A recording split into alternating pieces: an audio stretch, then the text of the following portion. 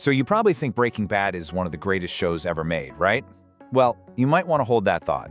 We're about to dive into what could be the next big thing, a super mysterious sci-fi drama called Pluribus. I mean, listen to that. That's a huge statement, especially since Breaking Bad pretty much reinvented television. But all the early buzz is saying its creator, Vince Gilligan, isn't playing it safe. He's taking us somewhere way, way stranger. The bar is incredibly high. Look, when you hear the name Vince Gilligan, you just know you're in for something special. The storytelling is always so meticulous, the characters just stick with you. But this time, he's trading the New Mexico desert for full-blown speculative sci-fi. And that is a very exciting playground for a mind like his. And this is where it gets really weird. The whole world of this show hangs on this one single question. Just think about that for a second. It kind of sounds nice at first, but the more you think about it, the more it sounds like a threat, right? This is the creepy, central idea of Pluribus. Okay, and if you thought that was a trip, wait till you hear this. Our main character isn't some hero trying to bring joy to the world. Nope, they're literally the most miserable person alive, and their job is to save happiness. What does that even mean? It's just such a fantastic, mind-bending puzzle right from the get-go. And you know, just that little bit of info has sent the internet into a complete spiral.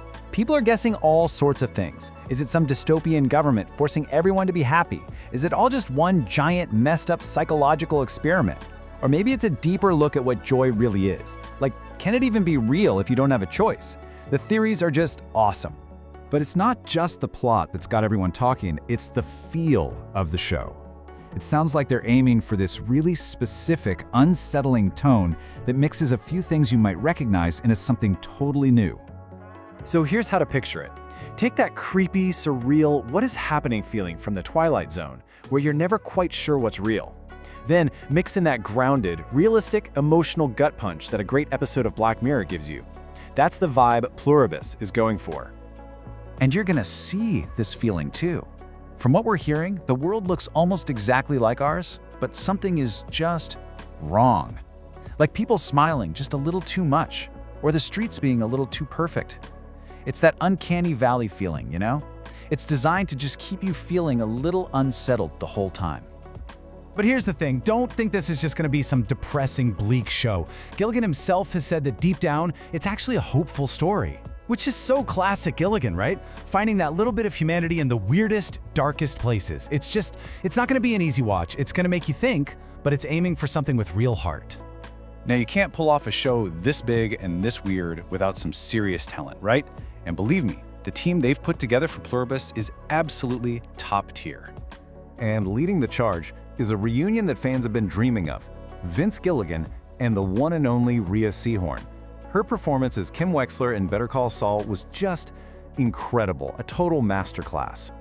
The idea of her taking the lead role in another Gilligan project is, for a lot of us, the #1 reason to be hyped. It's a true powerhouse combo. So you put all of that together, a mind-bending idea, a creator at the top of his game, an amazing lead actor. What do you get? You get a show that feels like it's going to be more than just another series. It feels like an event. Okay, so let's get down to the details. Pull out your calendars because you're going to want to mark down November 7th, 2025. You'll find it on Apple TV+. Expect a wild mix of sci-fi, drama, and mystery from the guy who gave us Walter White, starring one of the best actors on the planet. And that's really the heart of it, isn't it? Gilligan's past shows were famous for exploring literal chemistry, but now it seems like he's shifting his focus to psychological chemistry, all the weird reactions that go on inside our own heads. And that is an unbelievably cool concept. So, I'm gonna leave you with the same big question the show is asking. What price would you be willing to pay for a world where everyone is happy, but they have to be? What do you think is really going on in this show? Drop your best theories in the comments. We definitely want to hear them.